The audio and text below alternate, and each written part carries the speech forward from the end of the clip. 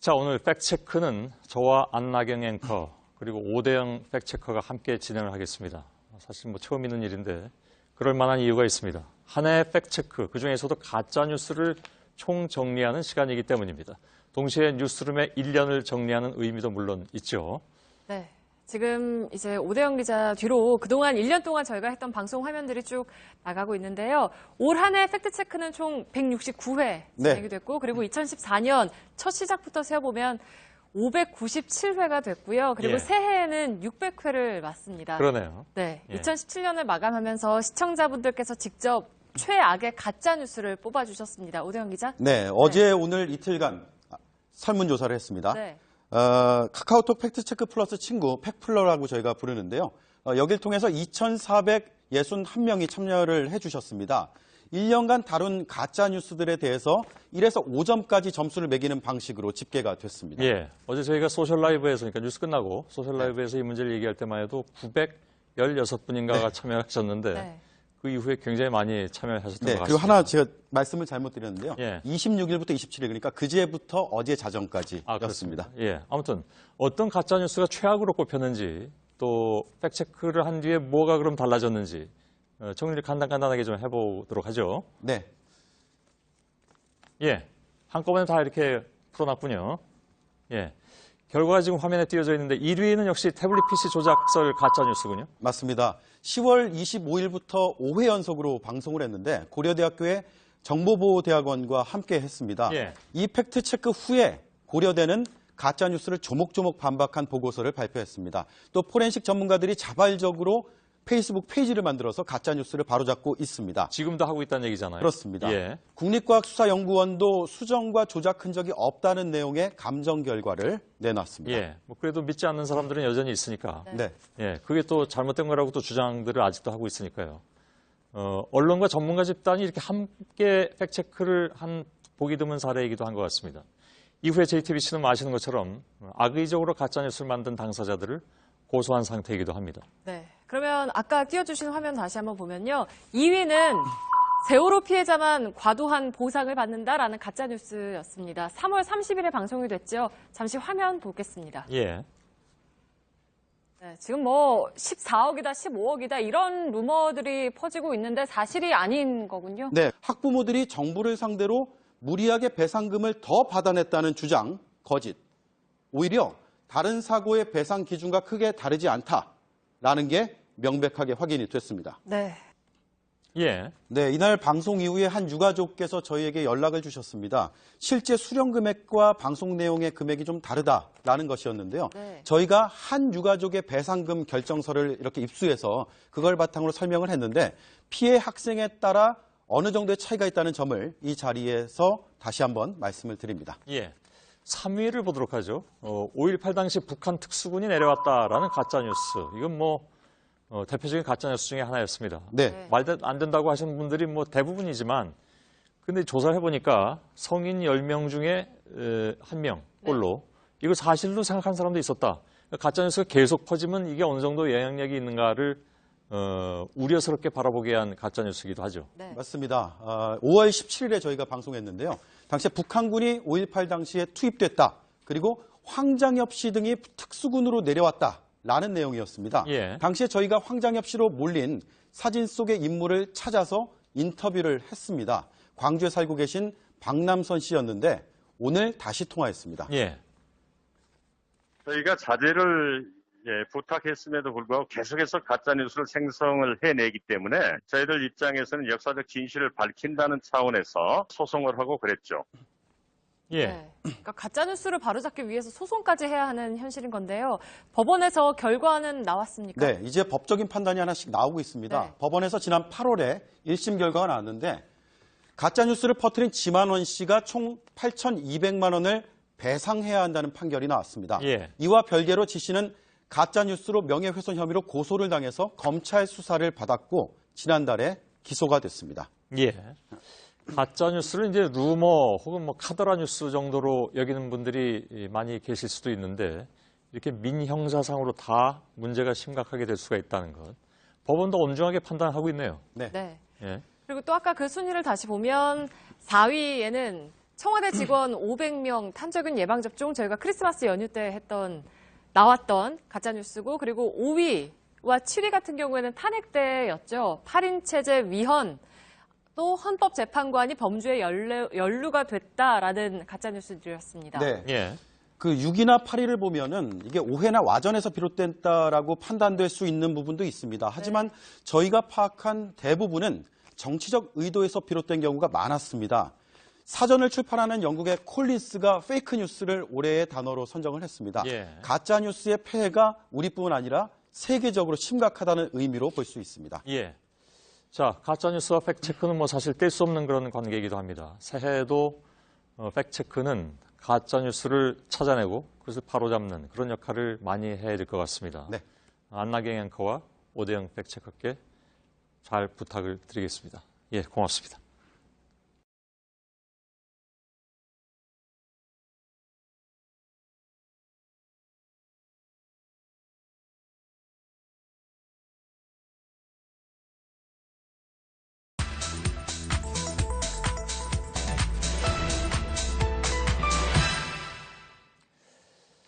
자, 이번 주부터 본격적인 국정감사 시즌에 들어갑니다. 분야별로 벌써부터 자료가 많이 나오고 있는데 이런 자료들이 큰 화제가 되기도 하지만 과연 그게 사실일까? 의문을 품게 하는 경우도 또 많습니다. 지난해 국감 때도 저희 팩트체크에서 여러 자료를 분석해서 전해드렸는데 이번 국감 역시 하나하나 좀 잘 따져보도록 하겠습니다. 오늘은 임금 생활자 여러분, 봉급쟁이 여러분들의 봉급에 대한 문제입니다. 연봉과 관련된 자료가 화제가 되고 있더군요. 김필규 기자. 예, 그렇습니다. 예. 국회 기획재정위 소속의 새정치연합 윤호중 의원이 발표한 자료인데요. 납세자연맹과 지난해 이제 연말정산 자료를 분석을 해봤더니 우리나라 월급쟁이의 평균 연봉이요 3,172만 원, 월급으로 따지면은 264만 원이라는 내용이었습니다. 예. 자, 그러자 인터넷과 SNS에서는요, 야, 200만 원 넘게 받는 사람이 그렇게 많냐? 나는 평균 이하의 사람이구나. 뭐 학창 시절 나름대로 반평균을 올리는 사람이었는데 이제는 평균을 깎아먹는 사람이 됐구나. 예. 여러 자조적인 반응이 게시판을 가득 채웠습니다. 예. 내 봉급이 이 정도면 그래도 평균은 되는 줄 알았는데 평균도 안 되다니라는 얘기들이 아마 주된 내용들이었던 것 같습니다. 그러니까 박탈감을 느낀다 이런 반응들이 많은 것 같군요. 맞습니다. 그래서 이제 숫자를 믿을 수 없겠다라는 반응도 있었는데요. 예. 확인 결과 뭐 수치는 틀리지 않았습니다. 그래서 이 부분 따져보기 위해서는 얀 펜이라는 네덜란드 경제학자가 소득 분배라는 저서에서 분석한 내용을 잠깐 소개해드리겠습니다. 예. 이거 어려운 거 아니죠? 예, 어렵지 않습니다. 예. 이른바 그 난쟁이 행렬이라고 해서요. 영국에서 이제 소득이 있는 모든 사람을 거리에 나오게 해서 1시간 동안 가장 행렬을 했습니다. 예. 그때 이제 소득에 따라서 키를 정해서 작은 순서대로 시작을 했는데요. 자, 지금 보시는 것처럼 처음에는 거의 땅바닥에 거의 붙어서 가는 사람들이 계속 행진을 하다가 30분이 지나서는 1m가 조금 넘는 사람이 등장하게 됩니다. 예. 자, 그런데 이제 40분이 지나서는 갑자기 2m가 넘는 사람들이 나타나더니만 예. 또 급기야는 15m, 20m, 끝나기 직전에는 수십 미터에 이르는 거인들이 지나게 된다는 거죠. 예. 하지만 전체적으로 다시 보시면은요, 이렇게 대부분이 아주 작은 사람들이어서요. 그래서 난쟁이 행렬이라는 이름을 붙이게 된 겁니다. 예. 그러니까 이게 1시간이라는 것이 중요한데 예. 1시간의 가운데는 30분이고요. 저기 그림상에 보면 30분에 있는 사람들이 지금 1m로 나오지 않습니까? 예. 이 그림만 놓고 보자면 그러니까 금방 와 닿는데 워낙 이쪽에 거인들이 평균치를 다 높여놓은 상황이 되는 거군요. 그러니까. 맞습니다. 예. 그래서요, 이번에 나온 저희 그 자료를 바탕으로 우리 근로소득자들의 가장 행렬도 한번 만들어 봤습니다. 예. 자, 지금 보시면은요, 평균 키가 이제 170cm라고 하면요, 처음 출발하는 사람들은 연소득 186만 원. 그러니까 월 15만 원 정도의 수입을 있는 사람들이어서 예. 신장으로 따지면은 한 10cm 정도가 됩니다. 예. 자, 그러다가 한 30분쯤이 되면은 이제 1m 조금 넘는 사람들이 이 행진을 하게 되고요. 그러다가 이제 월 평균 264만 원. 그러니까 아까 말씀드린 그 평균 소득자는요. 예. 40분이 지난 후에나 등장을 하게 됩니다. 그 역시 이제 여기 엄청난 거인들이 끌어올려 놓은 거잖아요. 맞습니다. 예. 그리고 나서는요, 2m 넘는 사람들이 이제 등장을 하고요. 막바지에는 거의 이제 연봉 1억 원에서 20억 원, 키로 따지면은 심지어 100m가 넘는 사람들까지 불쑥 나타나게 되는 겁니다. 예. 그러니 월급 264만 원이 평균이라고 해도요. 지금 보시는 것처럼 그 앞에는 아주 상당수의 많은 사람들이 위치를 하게 되는 겁니다. 예. 그러면 월 264만 원이 대략 한 40분 정도에 등장한다고 그랬잖아요? 예. 그러면 시간상 1시간이니까 딱 가운데, 그러니까 이 그림상의 평균치 30분에 이 지나간 사람은 얼마가 나왔습니까? 예, 그거를 이제 경제학적인 용어에서는요, 정말 이 모든 근로자를 한 줄로 세웠을 때 정확하게 가운데 있는 사람, 자, 이 사람을 중위소득이라고 하는데, 예. 이번 조사 결과에서 보면은 191만 원 정도 월급을 받는 사람이 바로 여기에 해당합니다. 예. 자, 그런데요, 그렇다고 해서 또 우리 사회 전체에서, 모든 전체에서 딱 중간에 있는 노동자가 모두 한 달에 191만 원을 번다고 할 수 있느냐? 그건 아니라는 전문가 이야기였는데요. 직접 예. 한번 들어보시죠. 예. 이번 조사는 그 기속 연말정산 검증했던 1,600만 명 정도의 근로소득자를 대상으로 조사를 한 겁니다. 시간제 근로자나 비정규직 노동자 중에 상당수가 연말정산을 하지 않기 때문에 이런 통계에서 제외됐습니다. 연봉이 낮은 비정규직의 상당수가 제외됐기 때문에 중간값이나 평균값은 높게 나오는 겁니다. 예. 그러니까 이 얘기는 다시 말하면 실제로 전체 노동자들 가운데 딱 가운데 있는 사람의 봉급은 여기 지금 그림상에 나와 있는 연봉 2,300만 원, 월 191만 원보다 더 낮을 수 있다 그런 얘기잖아요. 예, 그렇습니다. 예. 자, 그리고요, 특히 오늘 발표된 이런 자료에서 평균이 얼마냐 보는 것도 중요하지만 그거보다 훨씬 더 중요한 게 지금 계속 이야기 나오고 있는 평균값과 중위값, 평균소득과 중위소득의 격차가 어느 정도냐 하는 부분입니다. 예. 이게 지난 10년간 통계청 자료를 보면은요, 평균소득은 이런 기울기로 쭉 올라갔지만 중위소득은 그만큼 오르지 못해서요. 예. 둘 사이의 격차도 커지고 있는 모습을 확인을 할 수가 있습니다. 예. 오늘 팩트체크에서 내내 얘기한 내용, 그거 그냥 간단하게 얘기하면 소득 격차가 그만큼 커졌다. 예. 이렇게밖에 표현할 수 없는 것 같습니다. 예, 맞습니다. 예. 또 이 부분 보면서 그렇게 해석을 할 수 있느냐 없느냐는 또 전문가들 사이에서는 아직은 지금 그렇게까지 보기는 힘들다라는 의견도 있기는 한데요. 예.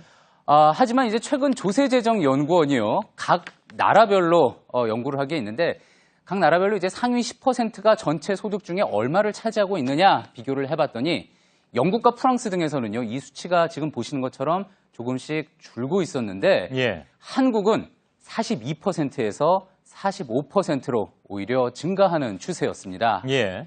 한국의 소득 불균형에 빨간불 들어왔다는 지적 그동안 계속 나오고 있었는데요.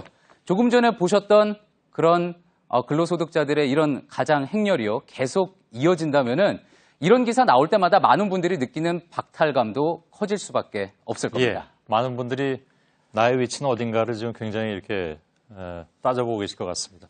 김필규 기자였습니다. 수고했습니다.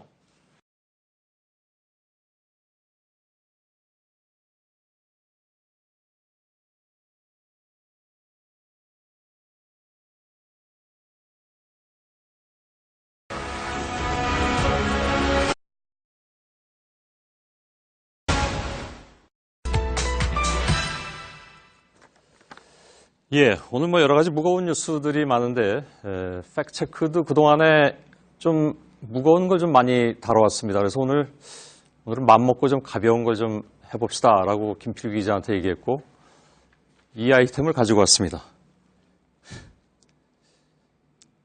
새해에는 좀 이렇게 합시다라는 한 인터넷 글 중에 용변 후 손을 씻자 이런 내용이 있었는데 논의가 이상하게 번지더니 주로 남성들이 문제다 이런 얘기가 나오자 용변 후 손 씻는 것은 개인 선택의 문제지. 그리고 보고 나서 꼭 안 씻어도 괜찮다. 이런 전문가들의 주장도 나오고 있다고 해서 실제로 어떤지 김필기 기자와 함께 짚어보겠습니다. 수고했습니다. 이거 취재해 오느라고. 일단 남성이 여성에 비해서 덜 씻는다면서요?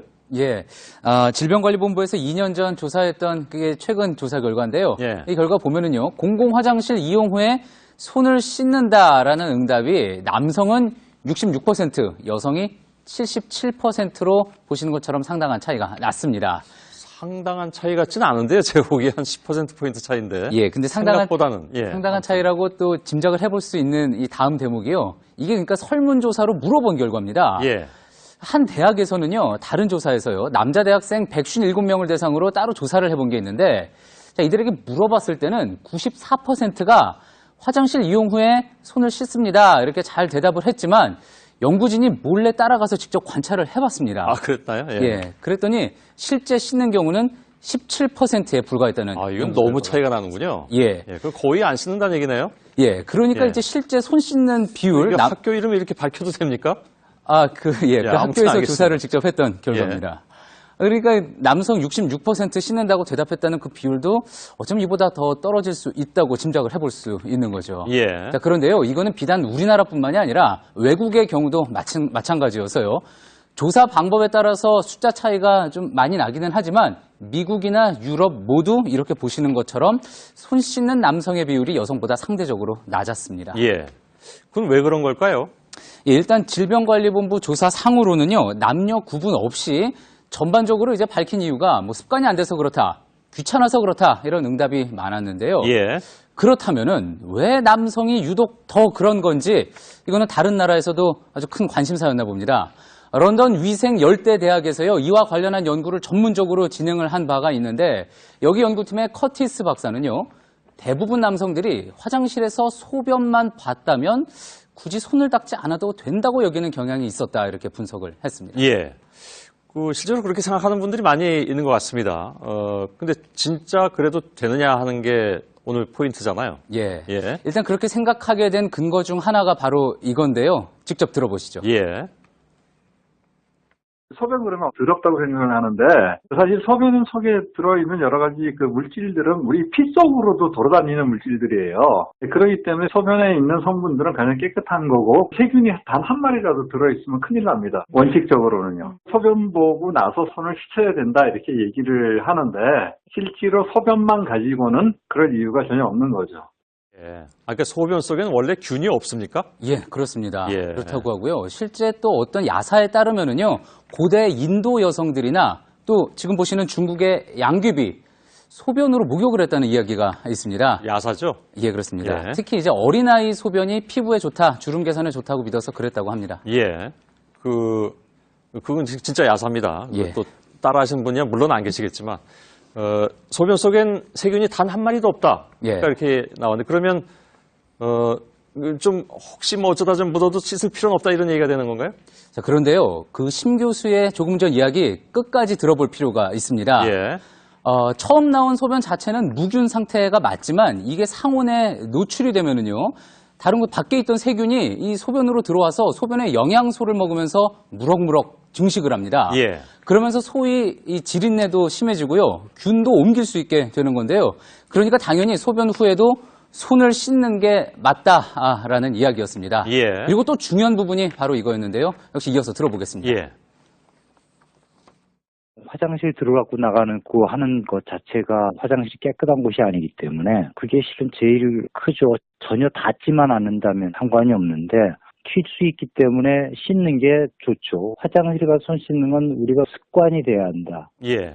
그 화장실 자체가 균에 많이 이제 노출이 되어 있는 환경이니까 이 뭐 소변만 이렇게 봤다 해도 손 씻기는 기본이다 이런 이야기겠죠. 예, 뭐 그렇습니다. 사실 뭐 너무나 당연한 얘기이기도 한데, 근데 대충 씻고 나오는 분들도 있는데 그건 소용이 없다면서요? 예, 그렇습니다. 이와 관련해서 미시간 주립대에서 직접 실험을 한 게 있는데요. 아, 이게 세계 각처에서 이런 걸 연구했군요. 예, 그렇습니다. 지금 보시는 이 그림이요.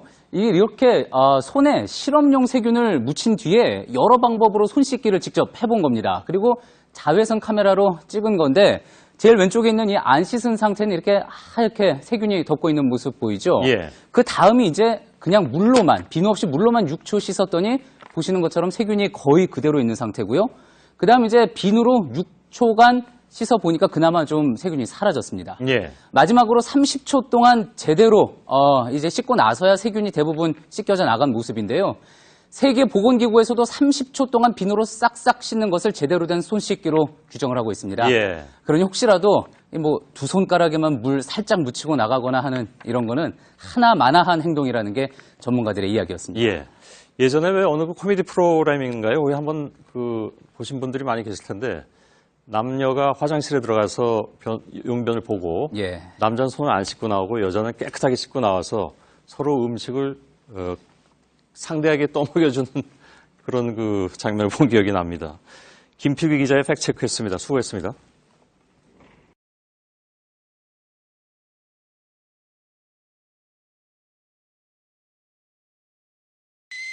스트레스에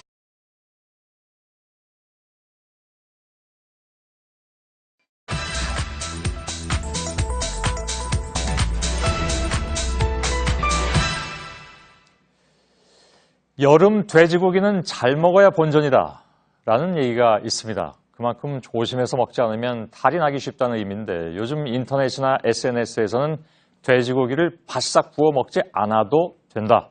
그러니까 불필요한 일이다. 이런 얘기가 퍼지면서 정말 그런 건가 하는 궁금증이 커지고 있는데 오늘 팩트체크에서 이 문제를 짚어드리겠습니다. 김필기 기자, 예. 네, 그동안에 뭐 보도도 많이 됐지만 돼지고기 잘 구워 먹어야 한다는 건 기생충 때문이라고들 얘기하잖아요. 예, 맞습니다. 예. 그동안 특히 대표적으로 문제가 됐던 게요. 지금 이제 보실 텐데 갈고리 촌충과 그리고 그 유충인 유구낭미종충입니다. 예. 다 큰 것은 이제 길이가 지금 보시는 것처럼 꼬불꼬불해서 한 2m에서 3m 정도나 되는데요. 예.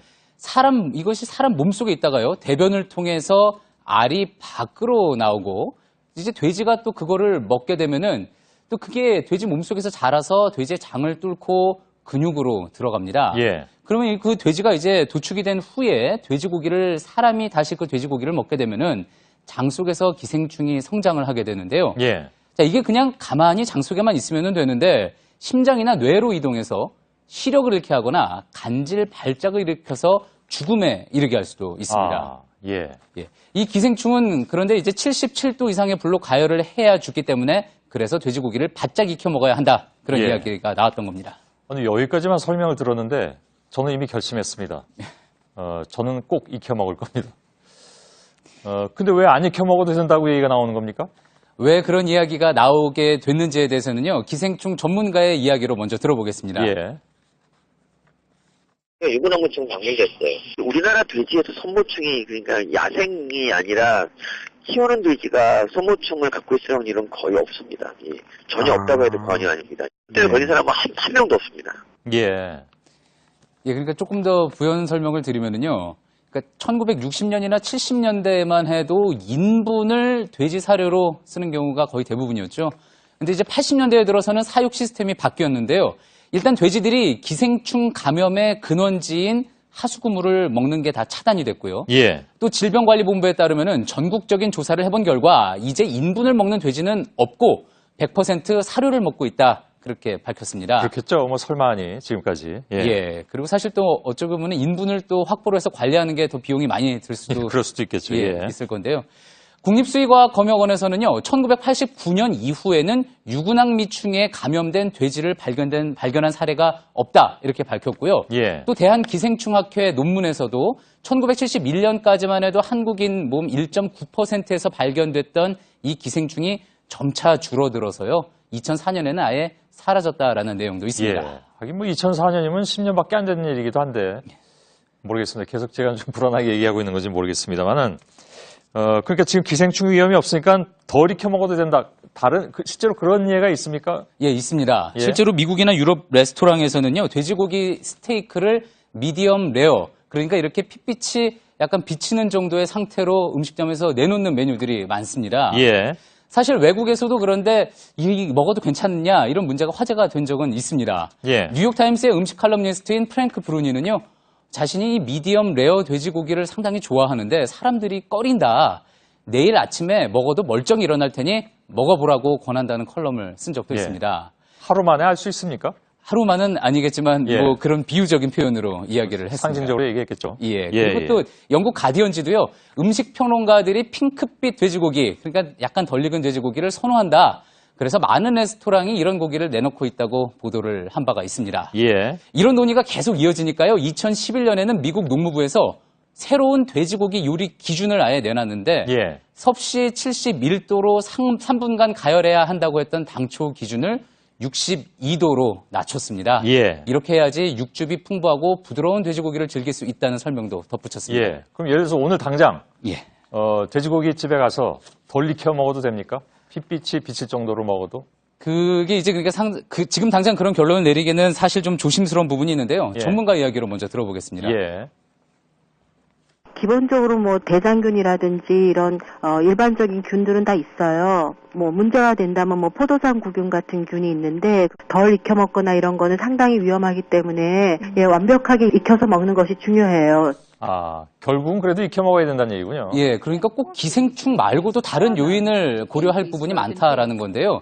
미국이나 영국에서도 덜 익힌 고기를 먹을 수 있다라고 했던 거는 잘 관리된 환경에서 제대로 유통된 돼지고기를 썼다는 전제 하에서 그런 겁니까? 그런 겁니다. 그러니까 이 도마나 칼의 위생 상태, 또 뭐 불판 상태에 따라서 식중독 등 다른 위험이 있다는 점도 고려를 해야 하는 거죠. 그러니 모든 고기가 그렇듯이 잘 익혀서 드시는 게 일단은 좋고요. 다만 의도적으로 너무 태울 정도로 익히거나 혹시 덜 익힌 상태로 드셨다고 해서 너무 걱정할 필요도 없다는 겁니다. 그 인터넷상에 보면 김필규 기자의 별명이 똑필기우드군요. 아무리 똑필규 기자가 얘기하는 거라 하더라도 정말 믿고 오늘부터 가서 그렇게 먹어도 나중에 혹시 뭐 어디 아프면 책임질 거냐라는 얘기 들으면 어떡하시려고 그럽니까? 예, 그러실 것 같아서 화면을 하나 준비한 게 있는데요. 잠깐 좀 보시죠. 본인입니까? 예, 오늘 점심 때 이제 저희 팩트체크 팀이 돼지고기 집에 가서요. 실제로 고기를 각 부위별로 구웠는데 미디엄 레어 정도, 그러니까 살짝 덜 익힌 정도로 해서 고기를 구워 봤습니다. 그래서 먹었습니까, 다들? 예, 이제 조금 있으면 이제 화면으로 나올 텐데, 저를 포함해서 저희 팀들이 다 먹어봤습니다. 사실 뭐 오늘 그 앞에 있는 그 사람들이 다 인턴 기자들인 것 같은데 강제로 먹인 거 아닙니까? 아닙니다. 본인의 확실한 동의를 받고 같이 시식을 한 거였고요. 일단 뭐 미각은 좋았다, 뭐 이런 평가가 있었는데 오늘 다룬 내용이 뭐 학문적으로 이게 나온 내용을 바탕으로 한 거라 뭐 제가 책임을 지겠다까지 말씀드리기는 힘든 부분이 있지만 혹시라도 뭐 주말 동안 아니면 앞으로도 저한테 어떤 신체적인 변화가 있다 그러면 시청자 여러분께 알려드리도록 하겠습니다. 알겠습니다. 당분간 같이 밥 먹는 일은 없을 것 같습니다. 김필규 기자였습니다. 수고했습니다.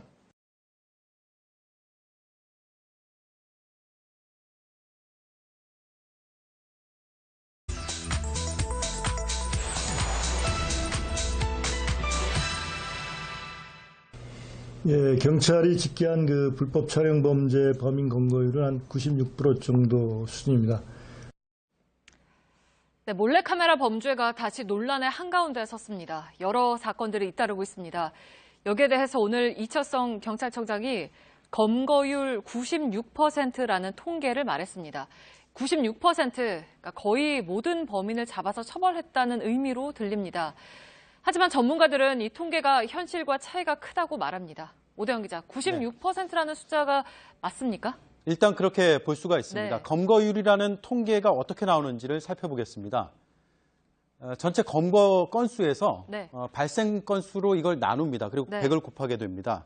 저희가 확인한 가장 최신 통계가 2016년인데 94.6%였습니다. 그러니까 이철성 청장이 말한 96%와 수치가 비슷합니다. 그러니까 이 통계에 문제가 있다고 했잖아요. 무슨 얘기인가요? 그러니까 피해자들이 느끼는 현실의 문제를 그대로 담지 못하는 통계다라는 겁니다. 이유는 크게 두 가지인데요. 먼저 이 공식의 저 분자에 해당하는 검거를 함께 보겠습니다. 검거는 사전적 의미가 용의자를 일시적으로 억류하는 겁니다. 그러니까 체포 또는 구속의 개념으로 인식이 됩니다. 그러나 이 통계에서는 검거의 범위가 더 넓습니다. 구속과 불구속 기소뿐만 아니라 처벌하지 않는 불기소까지 모두 포함하고 있습니다. 그러니까 96%가 구속되거나 재판에 넘겨진 비율이 아니라는 거죠? 그렇습니다. 2016년 통계로 설명을 더 드리겠습니다. 2016년에 통계에 따라서 검거된 사람이 4,491명인데요. 이 중에서 구속 기소는 3%, 불구속 기소가 86%였습니다. 그리고 불기소가 11%였습니다. 처벌하지 않는 건수까지 모두 더해서 계산을 하다 보니까 검거율이 높게 나올 수밖에 없는 구조입니다. 검거는 실제로 유죄를 하거나 기소를 했다라는 게 아니고 피의자를 특정해서 조사를 했다, 입건을 했다라는 게 검거의 의미인 거고. 네, 그러니까 이 청장이 말한 96%하고 차이는 있지만 구속이랑 불구속 기소를 합하면 아주 큰 차이로는 보이지 않는데요. 네, 그런데 더 핵심적인 이유가 있습니다. 바로 저 발생 건수인데요. 네. 이게 분모입니다. 이게 분모가 덜 집계되면 검거율이 그만큼 높아질 수가 있는 겁니다. 사건의 발생 건수는 경찰이 인지하거나 신고가 들어온 숫자를 집계해서 계산합니다. 검거율이 높게 나오는 것은 리젝을 하는 거죠. 그냥 이 건 자체 하지 말자. 통계 기록 자체 안 남겨버리는 거죠. 검거율이 높은 것이 이제 우리가 일을 많이 했다. 우리가 유능하다. 완전 범죄는 없다. 뭐 이런 식으로 청구하는데 이용이 됐던 시절이 있었고. 네, 그래서 이 분야 전문가들은 피해자가 신고를 해도 경미하다거나 가해자를 특정할 수 없어서 입건조차 되지 않는 경우가 잦다고 합니다. 특히 사건은 일어났지만 수사기관이 파악하지 못하는 이른바 암수 범죄가 이 통계에 전혀 반영되지 못했다는 점을 지적했습니다. 네, 그러니까 현실성이 좀 떨어지는 통계라는 건데 그러면 좀 정확한 통계는 파악할 수가 없습니까? 수사 기록들을 일일이 다 파악을 해서 수치를 합계를 낼 수는 있겠습니다만 현재까지 경찰이 그런 통계를 계산하고 있지는 않습니다. 네. 그러면은 검거율을 이런 방식으로 계산하면 어떤 문제가 있는 건가요? 네, 이철성 청장의 얘기로 다시 한번 돌아가 보겠습니다. 이 청장은 검거율은 높은데 징역형이 거의 없다. 그러니까 처벌 기준이 문제다라는 취지로 말을 했습니다. 물론 이 부분도 중요합니다. 하지만 96%의 검거율에 지나치게 집중을 하다 보면 경찰이 검거는 잘하고 있다라고 생각될 수가 있습니다. 숨어있는 범죄를 어떻게 더 적극적으로 찾아낼 것이냐에 대해서 소홀해질 수밖에 없다고 전문가들은 지적을 하고 있습니다. 네, 팩트체크 오대영 기자였습니다.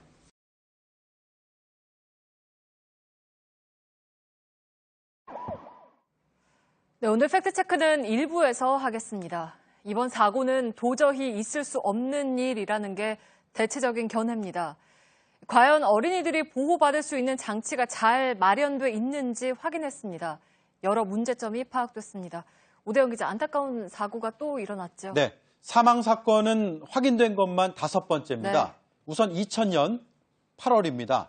전북 완주, 그리고 2001년 7월 서울, 2005년 6월 경남 진주, 2011년 8월 경남 함양, 그리고 어제입니다.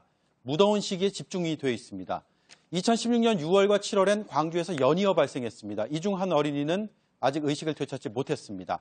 사상자가 없었던 사고는 2014년 2건, 2017년 2건, 올해 1건입니다. 주로 1월에서 5월 사이에 일어났습니다. 2001년을 시작으로 이후 모든 정권에서 관련 대책을 발표했지만 사고는 끊이지 않았습니다. 네, 이렇게 반복이 되면 인재라고만은 말할 수 없는 거 아니겠습니까? 규정을 좀 확인을 했나요? 네, 오늘 많은 언론에서 문제점을 지적했습니다. 저희는 규정을 봤습니다. 여러 빈틈이 확인됐습니다. 우선 통학 차량에는 운전기사 외에 동승 보호자가 반드시 타야 합니다. 2001년에 규정이 처음 생겼는데 당시에는 구속력이 없었습니다. 2015년에 통학버스의 의무화가 됐고 2017년부터 통학 차량으로 확대가 됐습니다. 첫 번째 문제는 교육입니다. 운전기사는 주기적인 교육을 이수해야 합니다. 운행을 끝내기 전에 전좌석을 확인하는 것부터 어린이의 행동 유형 같은 내용입니다. 그런데 동승 보호자는 교육 대상에서 빠져 있습니다. 운전기사도 2년간 3시간만 받으면 됩니다. 충분하다고 보기가 어렵습니다. 네, 그러니까 차 안에서 아이들이 어떤 행동을 하고 그래서 이제 어떻게 보호를 해야 하는지 이걸 좀 필수적으로 잘 알아야 하는데 동승 보호자 같은 경우에는 교육 대상에서 아예 빠져 있고 또 운전기사도 2년에 3시간만 교육을 받으면 된다는 건 사실 있으나 마나한 거 아니겠습니까? 그렇습니다. 그리고 관리 감독을 하는 기관도 제각각이라는 문제가 있습니다. 유치원은 교육청 유아교육과, 학교는 교육청 초등교육과, 학원은 교육청 평생교육과, 어린이집은 각 구청입니다. 단속은 경찰이 또 합니다. 일관된 정책이 어려운 구조입니다. 동승보호자가 타지 않아도 되는 시설도 있습니다. 유치원, 어린이집, 초등학교, 학원, 그리고 체육시설의 의무인데 체육시설 중에서 축구와 농구, 합기도 등 다수 종목이 제외가 되어 있습니다. 반면에 권투와 레슬링, 태권도, 유도, 검도, 우슈 등은 해당이 또 됩니다. 법이 그렇게 되어 있습니다.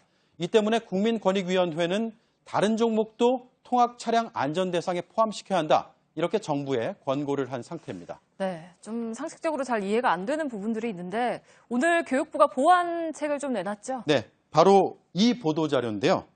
자녀가 안전하게 승하차를 했는지 부모에게 문자 메시지로 실시간 알리고 위치 정보도 제공하겠다라는 내용입니다.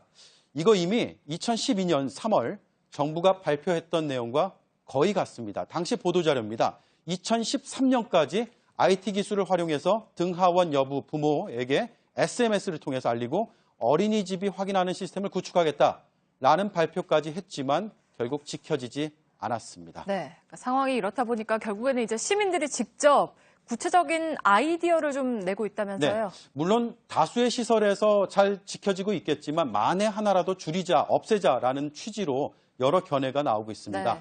차량 맨 뒷좌석에 버튼을 만들어서 이걸 누르지 않으면 시동이 아예 꺼지지 않도록 하자는 제안이 청와대 국민청원 게시판에 올라왔습니다.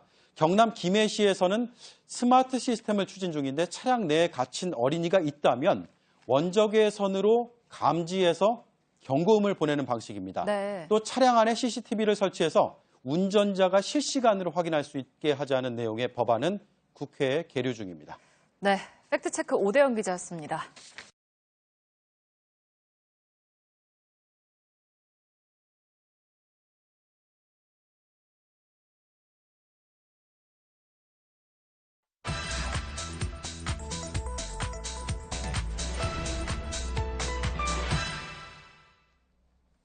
예, 오늘 팩트체크의 주제는 이른바 이제 부자 동네라는 강남 3구의 체납자 문제입니다. 좀 들여다봤더니 왜 이렇게 체납자가 많은가에 대한 답이 일부 좀 나왔습니다.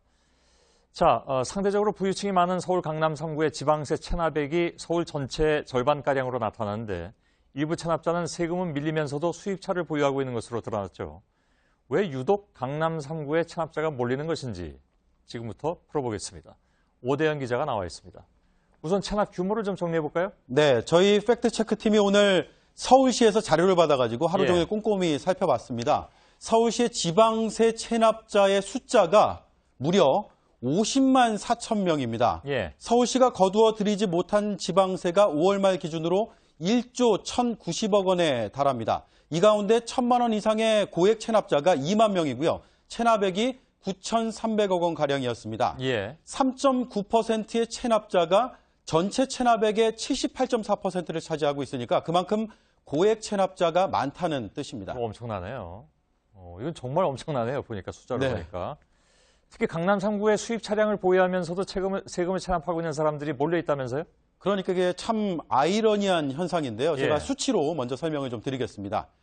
서울시 지방세 체납자 가운데 480여 명이 500억 원대의 체납을 하면서도 동시에 550대가량의 수입 차량을 보유를 하고 있었습니다. 구별로 한번 보겠습니다.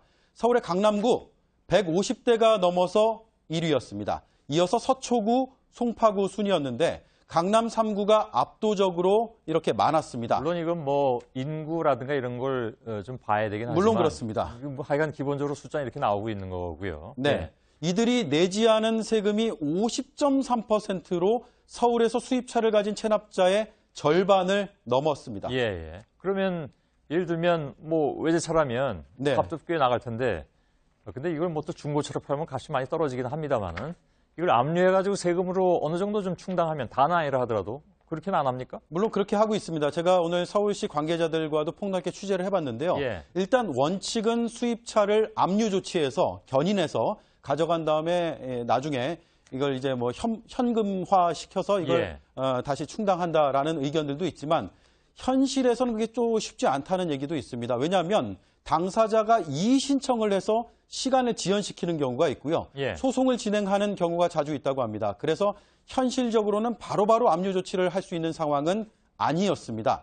그런데 저희가 오늘 취재 과정에서 중요한 문제점을 발견했는데요. 그게 오늘의 주제죠? 네, 체납률이 높고 수입차 보유가 많음에도 강남 3구의 관리 감독 인력이 턱없이 부족한 것으로 이렇게 나타나고 있습니다. 평균치보다 몇 배씩 여기선 관리를 해야 된다는 얘기잖아요. 그만큼 단속하기가 어렵다는 얘기가 되고 체납이 가장 많은 강남 3구가 오히려 관리 인력은 가장 적게 배치하는 그런 상황. 그러니까 오히려 강북에서는 더 열심히 걷어들이고 강남에서는 별로 덜 걷어들이는 게 아니냐. 네. 이런 얘기가 나올 만도 한데 물론 뭐 1차적인 문제야 체납자 본인이겠지만 인원이 이렇게 부족하면 장기적으로 그렇다면 앞으로 더 상황이 나빠질 가능성이 얼마든지 있다는 얘기네요. 그렇습니다. 이 강남 3구가 관리가 얼마나 어려운지를 이 도표를 통해서 여실히 볼 수가 있는데 예. 서울 평균보다 관리 업무가 과도하다 이렇게 분석들이 나오고 있습니다. 예. 동대문구나 강북구처럼 체납액이 적은 다른 자치구가 오히려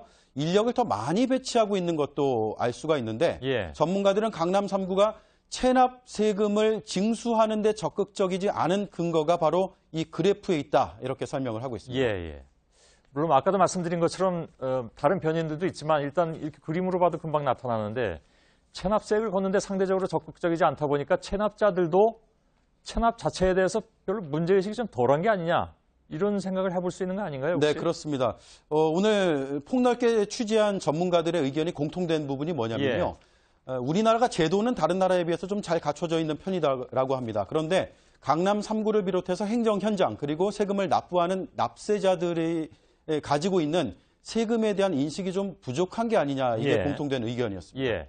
조금 다른 얘기긴 합니다만은 제 기억으로 이제 일부 국무위원 같은 경우에 세금을 체납하고 있다가 장관 후보자 인사청문회를 받게 되니까 뒤늦게 납부하는 경우 그건 요즘도 많이 보는 상황이기도 합니다. 비슷한 얘기들이 아닌가 싶어요. 네. 저희가 아까 말씀드린 대로 전문가들이 납세에 대한 인식이 부족하다고 해서 고위공직자들도 과연 그런 것인가라고 해서 전수조사를 한번 해봤습니다. 그래서 고위공직자 숫자 저희가 파악을 했는데 현 정권에서 지하경제 양성화 공약하지 않았습니까? 그리고 조세 정의를 약속하지 않았습니까? 그런데 일부 국무총리와 장관 후보자가 세금을 체납하다가 늑장 납부한 것으로 이렇게 나타났습니다. 저희가 파악한 현 정부의 고위공직자가 모두 11명이었습니다. 명단 이렇습니다. 금액 이렇게 파악이 됐습니다. 이들이 세금을 내지 않고 있다가 후보자로 발탁이 돼서 인사청문회를 앞두게 되자 뒤늦게 납부한 총액이 1억 4천만 원 가량으로 취재가 됐습니다. 물론 미처 신경 쓰지 못하고 있다가 나중에 내는 경우도 있긴 있는데 액수를 보면 큰 사람들도 많단 말이죠. 그러니까 그건 그렇게 이해하기가 좀 어려운 측면도 있지 않나라는 생각이 들고요. 일단 알겠습니다. 그리고 또 한 가지 좀 분명히 짚고 넘어갈 것은 제가 이제 이런 경우에 보통 강남 3구 얘기하는데 강남 3구 사시는 분들이 억울한 분들이 많이 있습니다. 나는 다 세금 제대로 내고, 그죠? 정당하게 부를 다 축적하고 그랬는데 왜 이런 얘기만 나오면 강남 3구 얘기가 나오느냐. 그렇습니다. 억울하다. 그런 분들도 대다수라는 것을 다시 한번 짚어드리면서 마치도록 하죠. 오대영 기자였습니다. 수고했습니다.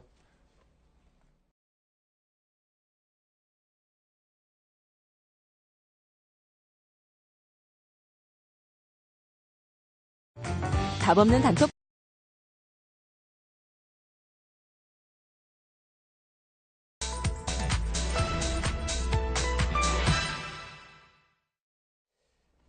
오늘 바로 팩트체크로 들어가도록 하겠습니다. 잠시 후에 또 초대 손님이 한 분 계시기 때문에 팩트체크를 조금 앞당겨서 진행을 하죠. 명예퇴직을 거부한 직원을 대기 발령시키면서 이렇게 책상을 사물함 앞에 따로 놓고 앉게 했던 이 사진. 여론은 상당히 뜨거웠고 비난도 많이 쏟아졌습니다. 그러나 이 직원이 지방노동위원회에 구제 신청을 낸 결과 회사는 잘못한 게 없다. 그러니까 회사의 조치가 부당하지 않았다는 결론이 나왔다고 하는군요. 자, 어떻게 이런 결정이 나온 건지, 이른바 면벽 대기 발령에 법적인 문제가 없는 건지 오늘 팩트체크에서 짚어보겠습니다. 김필기 기자가 나와 있는데요. 상식적으로는 부당한 행위라고 생각할 것 같은데 이건 법적으로는 정말 문제가 없는 겁니까? 일단 이 대기 발령이라는 조치가요. 사실 법에 명시된 개념이 아닙니다. 근로기준법에 보면은요. 지금 보시는 것처럼 사용자가 이제 근로자에게 정당한 이유 없이 할 수 없는 걸로 꼽은 게 해고, 휴직, 정직, 전직, 감봉 이렇게 되어 있습니다. 그러니까 일반적인 대기 발령은 여기 포함이 안 되고요. 그냥 사측이 할 수 있는 일상적인 인사권 중에 하나로 보고 있습니다. 오히려 명예퇴직 안 한다고 버티는 직원을 월급을 깎거나 전혀 상관없는 부서로 갑자기 옮긴다면은 그걸 부당행위로 본 법원 판례가 많은데요. 일반적인 대기 발령은 그렇지가 않은 겁니다.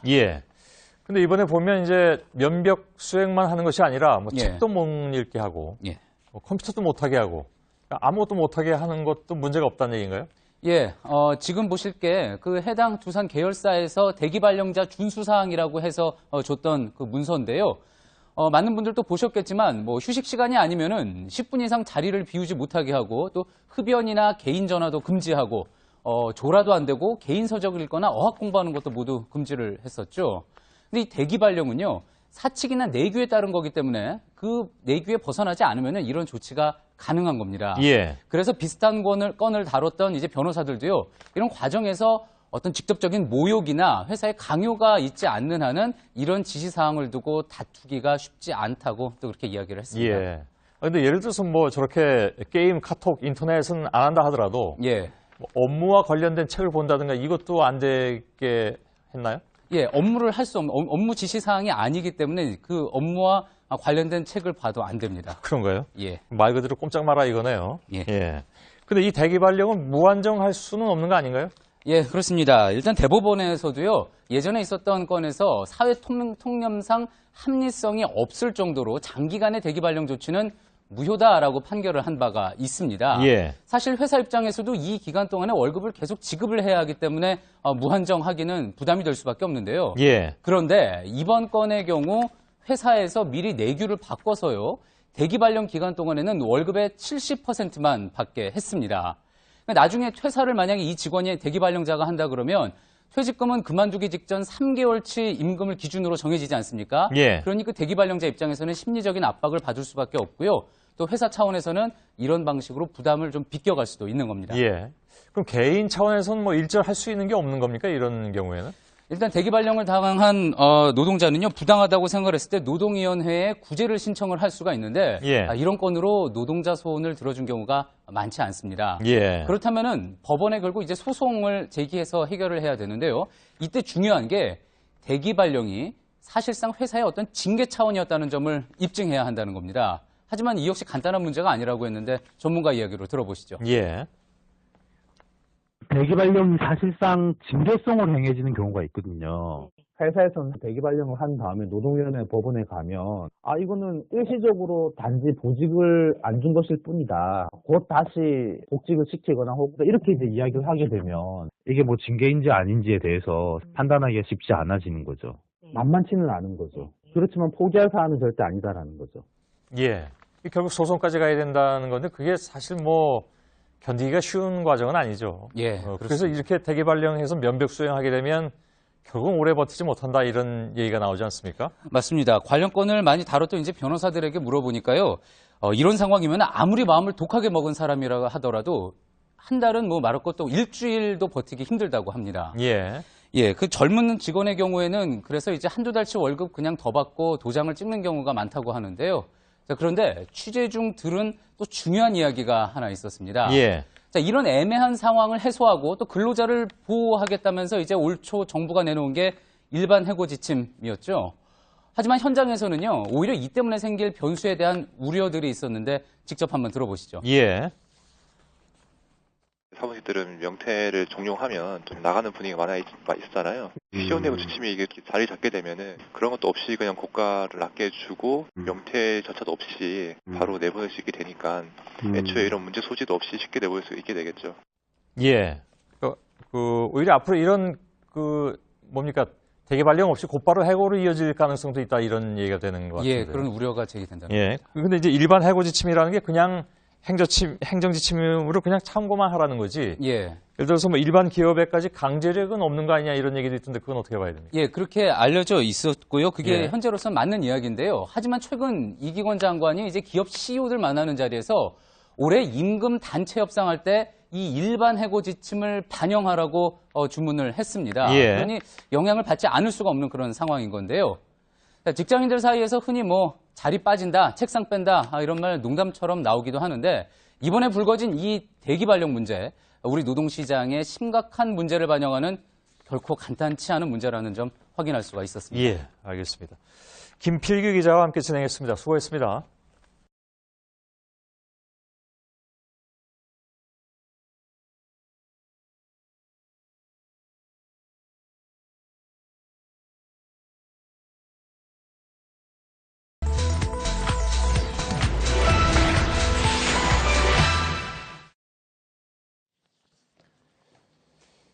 예.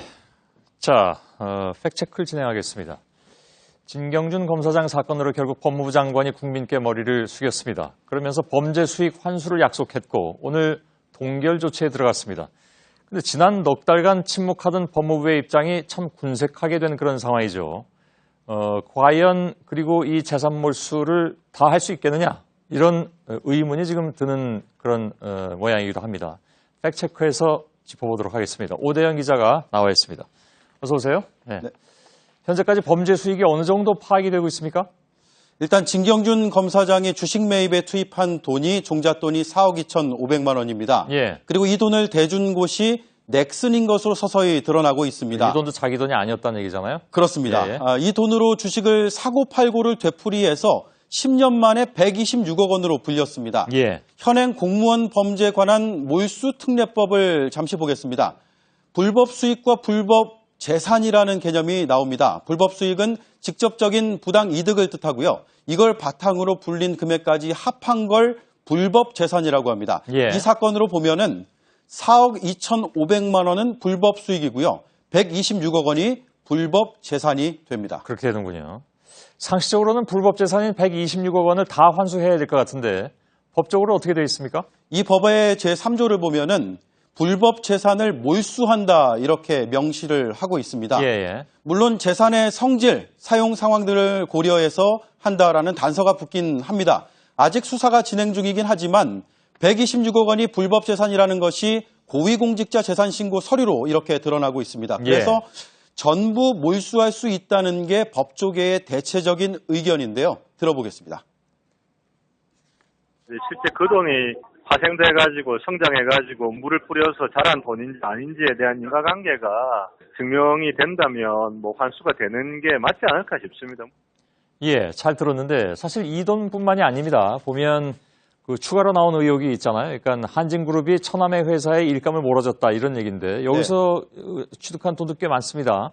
그러니까 이유 없이 당연히 주진 않았을 테고 결국 진 검사장 때문이 아니었냐 건데 그 돈은 어떻게 됩니까? 그 금액이요. 일감으로 134억 원을 받은 것으로 드러나고 있는데요. 예. 이 돈이 뇌물이다, 아니다, 좀 더 다툼의 소지가 있다 이런 의견들이 분분합니다. 예. 일단 거래가가 명확하기 때문에 그 금액대로 추징을 하면 된다라는 의견과 이 거래에 진 검사장이 개입했는지 객관적인 증거가 더 필요하다는 주장이 나오고 있는데요. 정리하면은 천안 명의로 돼 있는 134억 원대의 수익과 진 검사장의 인과관계가 드러난다면 그러면 126억 원과 더불어서 최대 260억 원의 재산을 몰수 또는 추징을 할 수 있다는 얘기가 됩니다. 예. 자, 그러면 이 시간에 결국 키를 준 것은 검찰입니다. 몰수나 추징을 결정하더라도 실제로 이루어지는 게 쉽지 않은 일인데 과거에 왜 전두환 씨는 29만 원밖에 없다고 해서 지금도 버티고 있잖아요. 다 못 받았습니다. 어떻게 될까요? 우리나라에서 추징금이 얼마나 거치지 않고 있는지를 볼 필요가 있는데 이 도표로 설명을 좀 드리겠습니다.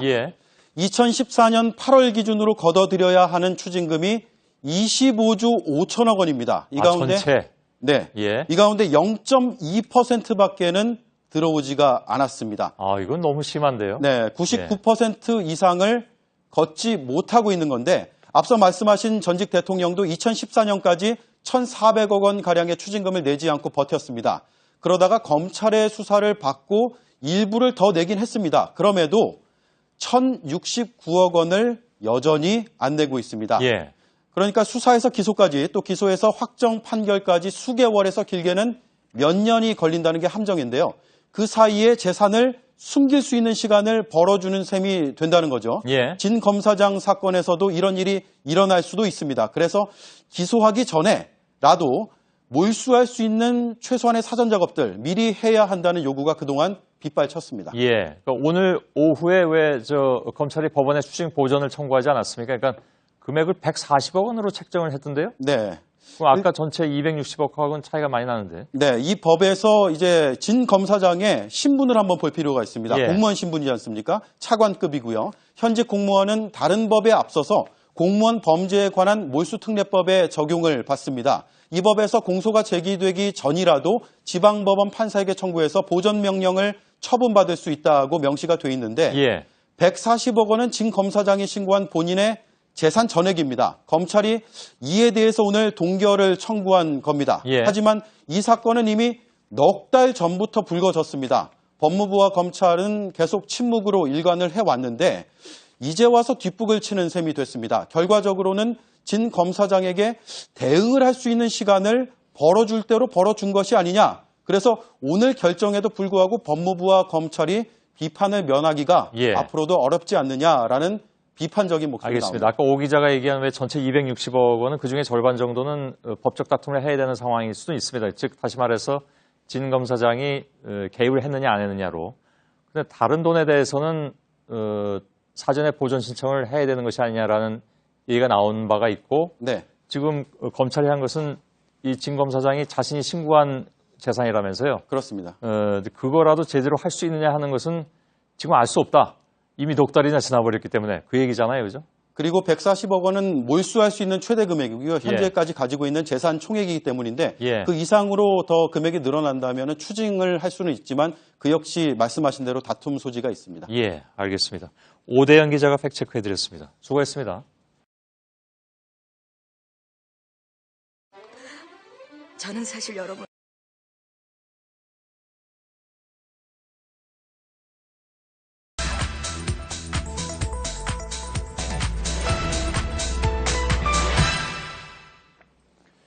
네, 팩트체크를 시작하겠습니다.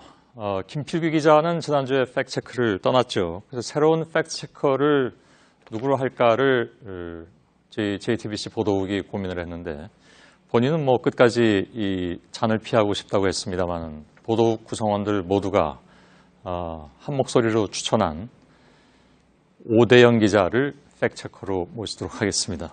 오대영 기자는 여러분께서 잘 아시는 것처럼 다정회, 5시 정치부 회의에서 2년 3개월 동안 열심히 활약을 해왔는데 이제 팩트체커가 됐습니다. 환영하겠습니다. 네, 성실하게 취재하겠습니다. 예. 자, 많은 분들이 환영해 주실 것 같습니다. 이 시간 이후에 팩트체크를 한번 기대해 보도록 하고요. 자, 오늘 무슨 내용으로 시작할까요? 우선 준비한 내용이 있다고 하는데 좀 들어보도록 하겠습니다. 군 통수권을 대리하는 황총여 한민구 국방장관이 6시간 넘게 사실상 감금당하는 초유의 사태가 벌어진 것에 대해서 어떻게 생각하십니까? 총리님이나 우리 국방부 장관은 정상적으로 대외적으로 통신 축선상에서 무리가 없이 있었습니다. 감금된 것은 아닙니다.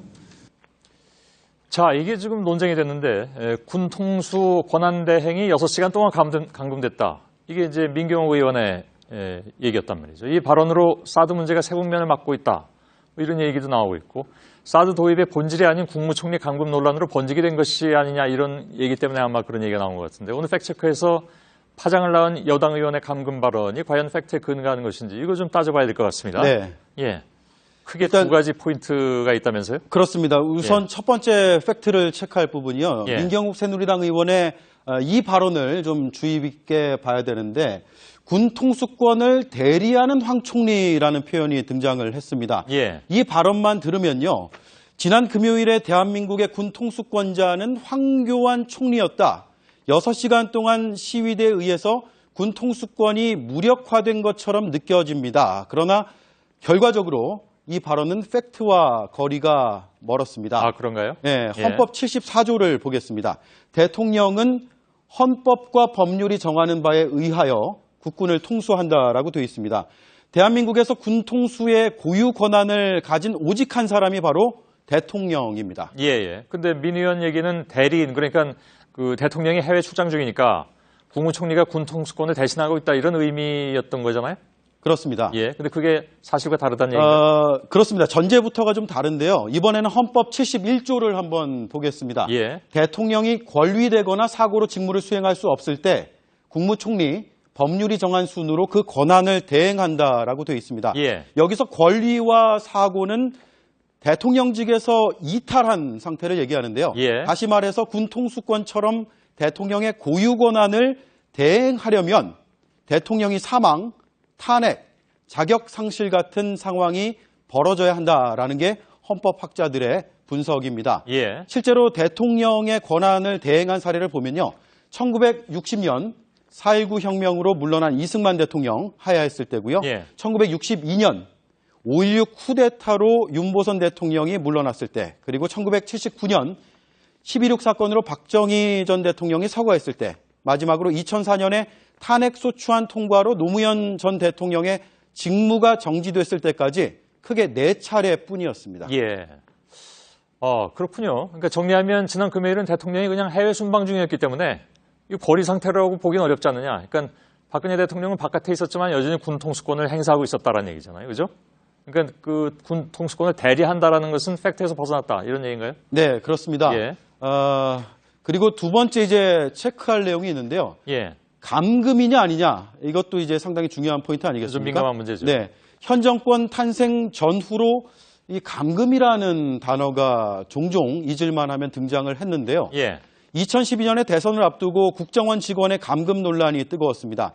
지난해 역사교과서 국정화 논란 때는 국정화 TF 직원 감금 의혹이 제기가 됐고요. 예. 이번 사드 논란에서도 6시간 감금 이 여부가 또 논란인데 예. 이 감금이라는 프레임이 굉장히 본질을 호도할 가능성이 있고 그리고 논점 이탈을 가져올 수도 있습니다. 그래서 매우 객관적인 잣대로 따져봐야 되는데 일단 법률적으로 보겠습니다. 예. 감금인가? 형법 276조를 보면은 사람을 체포 또는 감금한 자는 5년 이하의 징역 또는 700만 원 이하의 벌금에 처한다라고 명시가 돼 있습니다. 예. 그렇지만 감금의 기준이 명확하게 나와 있지 않고요.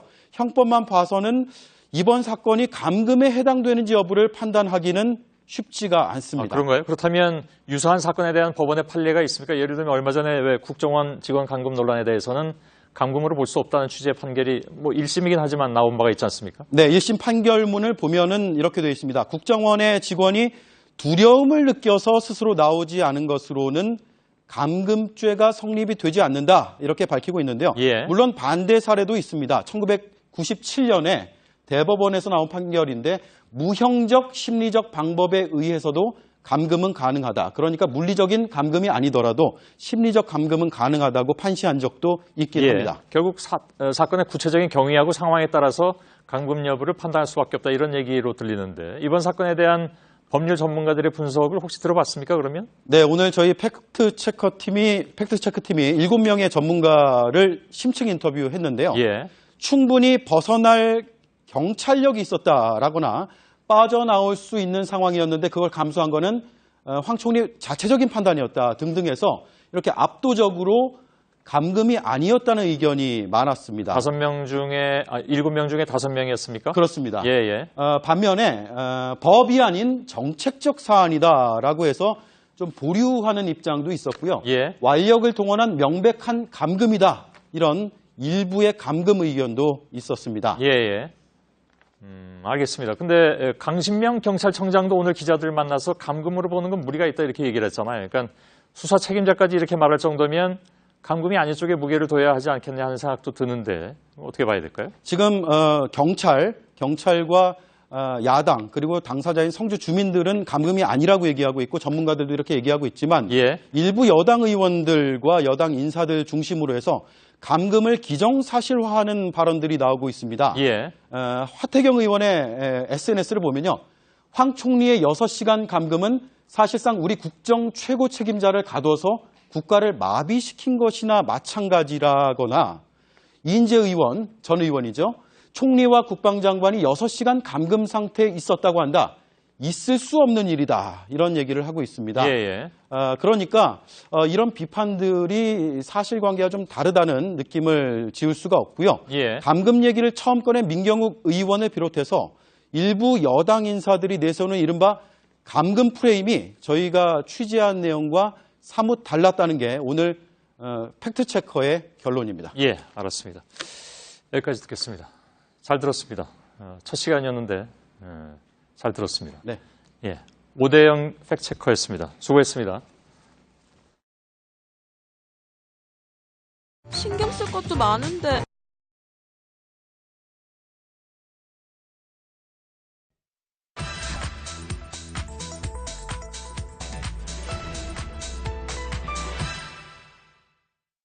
주체조선의 첫 수소탄 시험이 성공적으로 임의의 공간에서 핵 공격을 가할 수 있게 동결된 설비 물자 제품들은 개성시민위원회가 관리하게 될 것이다.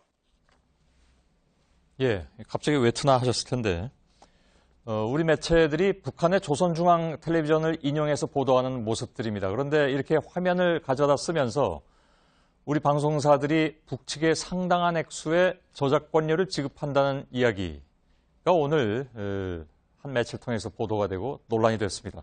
왜 이 돈을 내야 되느냐? 방송사들이 그럼 북에 자금을 대고 있는 거냐? 뭐 이런 얘기까지 나왔는데 오늘 팩트체크에서 이에 대해서 한번 짚어보도록 하겠습니다. 김필규 기자, 예. 오늘 미디어 오늘이었던가요? 예, 그렇습니다. 관련 보도가 나오면서 이게 이제 논란이 됐던 거죠? 그렇습니다. 미디어 오늘 보도 내용 어떤 내용이냐 하면은요. 지상파와 종편 등 국내 9개 방송사들이 북한 조선중앙TV와 2006년 이후 계약을 맺고 억대 저작권료를 지불했다.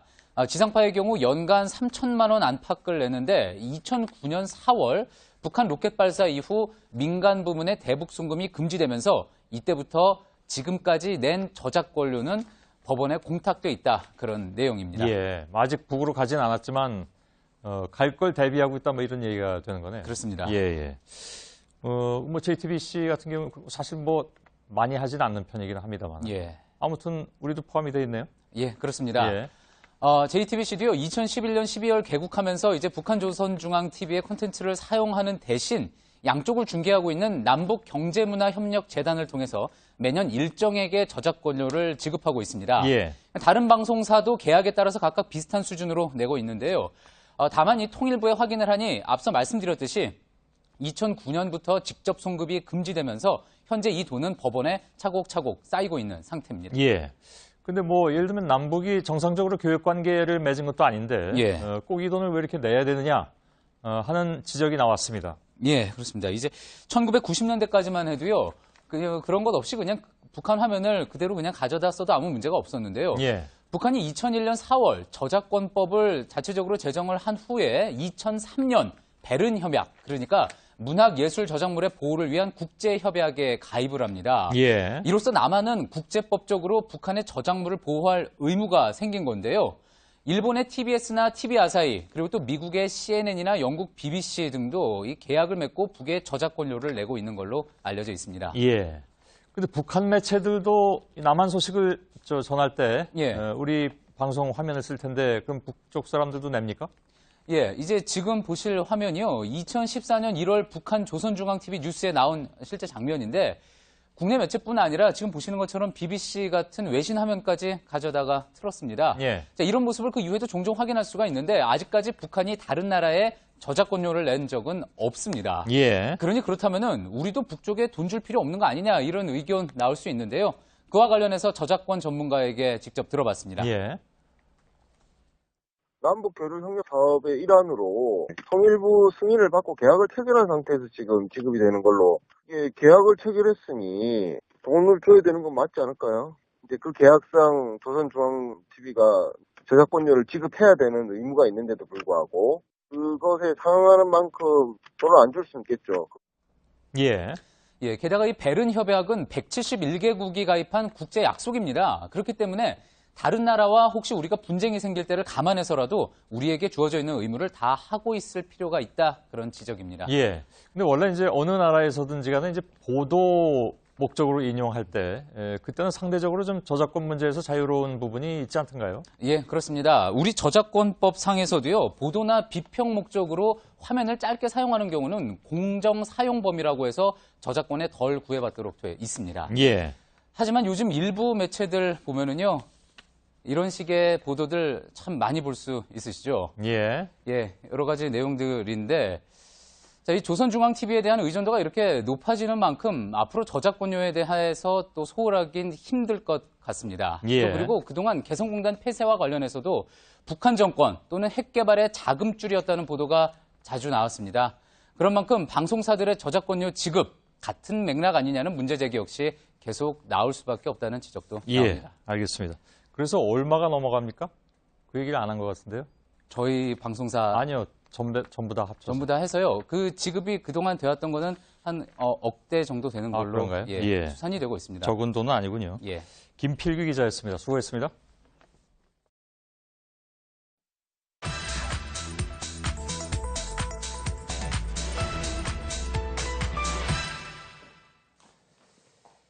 예, 그럼에도 불구하고 그럼에도 불구하고 지난 주말 동안에 마라톤 하신 분들도 계시고 등산하신 분들도 계십니다. 물론 마스크도 쓰지 않은 채 특히 어린아이들은 굉장히 좀 그 나쁜 공기를 더 민감하게 받아들일 수 있는데 아이들도 마스크 하지 않은, 물론 아이들을 위한 마스크가 따로 있는 것도 아닌 것 같아서 아무튼 주말에 아무튼 그런 좀 안타까운 풍경을 많이 봤습니다.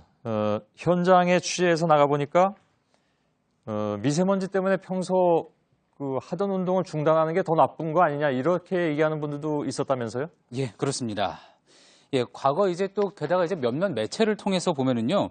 운동이 주는 긍정적인 효과가 미세먼지로 인해 생길 수 있는 부정적인 효과를 상쇄하고도 남는다. 그러니까 운동을 중단할 필요가 없다라는 또 몇몇 일부 전문가들의 이야기가 소개된 바도 있는데요. 예. 말씀하셨던 대로 이번에 마라톤 대회에 참가했던 분들 가운데서도요. 비 오면은 비 온다고 바람 불면 바람 분다고 마라톤 대회를 취소할 거냐. 미세먼지는 오히려 마라톤으로 이길 수 있다. 마스크 안 하고 뛰었는데 멀쩡했다. 뭐 이런 반응들 많이 있었습니다. 그게 물론 지금은 멀쩡하죠. 근데 나중에 어떤 나쁜 결과로 나타날까 봐 걱정인 거죠. 그러지 않길 바라지만, 그죠? 매일 이렇게 나가서 다니신 분들은 또 요즘은 거의 일상화되어 있기 때문에 미세먼지가. 예. 좀 무감해졌을 가능성이 있겠네요. 예, 그렇습니다. 자, 그렇다면 이제 정말 운동 효과라는 게 미세먼지로 인한 부정적인 영향을 상쇄시키는지 한번 봐야지 될 텐데요. 예. 일단 뭐 세계보건기구 WHO가 미세먼지를 폐암 등 유발하는 1급 발암물질로 지정한 것 앞서도 이야기 나왔지만 잘 알려진 사실입니다. 예. 게다가 또 최근 미국에서 나온 연구 결과인데요. 미세먼지가 짙은 날일수록 심근경색, 급성 심장질환의 위험이 높아진다는 연구 결과도 나왔습니다. 예. 자, 그래서 환경운동연합에서는 어제 같은 날 서울 시내를 달린다는 거는 밀폐된 방 안에서 10시간에서 12시간 동안 담배 연기를 마시는 것과 같다라면서 마라톤 대회 취소를 요구하기도 했습니다. 예. 그러나 뭐 취소는 안 했던 걸로 알고 있고요. 예. 이렇게 그 10시간 내지 12시간 이상 밀폐된 곳에서 담배 연기를 마시는 것 같다라는 것은 그게 뭐 근거가 좀 있는 겁니까? 예, 미세먼지와 관련해서 가장 유명한 연구 결과가 하나 있는데요. 이탈리아 국립암센터가 했던 실험입니다. 좁은 밀폐된 공간에서요. 담배 한 개비를 태울 때 그리고 또 디젤 자동차를 공회전시킬 때 모두 유해한 미세먼지가 발생을 하는데요. 예. 그 양이 담배를 태울 때 최대 10배 더 많았다는 내용이었습니다. 예. 자, 그런데 이를 바탕으로 해서 이제 환산을 해보니까 대기 중 미세먼지가 매우 나쁨 수준, 그러니까 1세제곱미터당 162 마이크로그램 이상인 날 밖을 돌아다니는 게 이 담배 연기가 나오는 방 안에 있는 것과 마찬가지거나 더 나쁘다는 분석도 나왔던 겁니다. 예. 물론 이 각각이 서로 기준이 달라서 환경운동연합 주장대로 정말 10시간 이상 담배 연기 마신 것과 같을지는 확실하지는 않은데요. 23일 밤 마라톤 대회가 있기 전날 뭐 서울의 평균 미세먼지 농도가 373 마이크로그램이었습니다. 가장 높았군요, 전국에서. 예, 그렇습니다. 예. 그러니 뭐 상당히 건강에 좋지 않았을 거란 점은 쉽게 짐작을 할 수가 있고요. 또 감안해야 할 부분이 이겁니다. 직접 들어보시죠. 미세먼지 주의보가 내렸을 때는 조건이 뭐냐면 야외 운동이나 외출을 자제하는 거거든요. 왜냐하면 평상시보다 호흡량이 훨씬 많아지니까. 그 운동하다 보면은 코로 숨 쉬는 것보다 입으로 숨 쉬는 게 많아지잖아요. 그러면 오염물질을 흡입할 가능성이 훨씬 높아지죠. 그러니까 그만큼 오염물질에 노출될 가능성이 높으니까. 이거 뭐 너무 당연한 얘기긴 한데 그 뛰면 아무래도 호흡이 가빠지고 미세먼지를 더 많이 받아들이는 것, 특히 코가 아니라 입으로 숨을 쉴 수밖에 없는 상황이기 때문에 그 얘기를 하신 거잖아요. 그렇습니다. 예.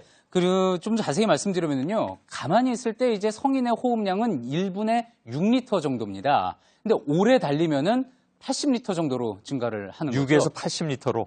그렇습니다. 예. 그러니까 공기 중 미세먼지도 당연히 더 많이 들어올 수밖에 없는 건데요.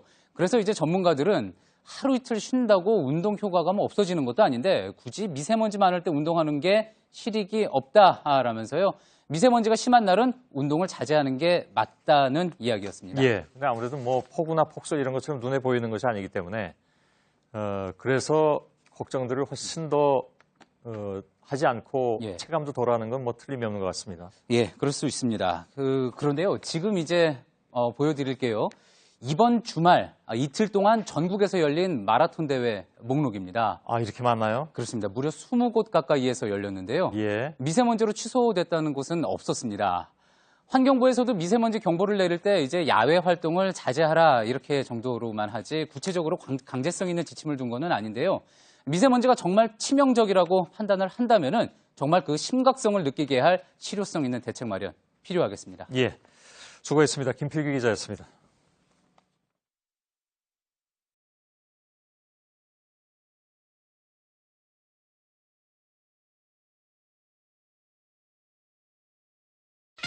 갑자기 찾아오는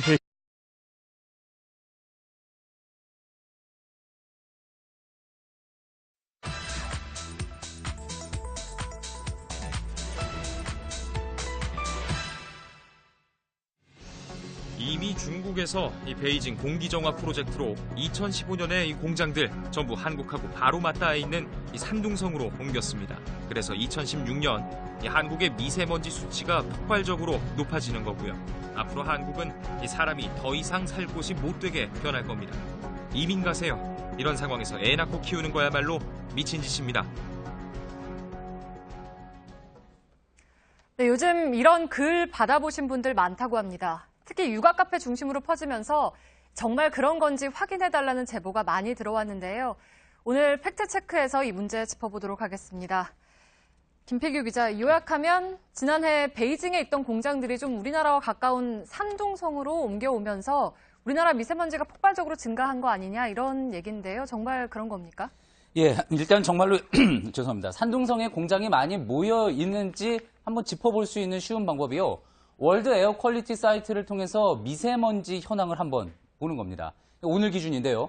중국의 대표적인 공장지대인 베이징과 그다음에 이제 밑에 있는 상하이 지대, 여기 지역에 이제 미세먼지 농도가 높은 것 확인할 수가 있습니다. 빨간색으로 나타나는 부분이고요.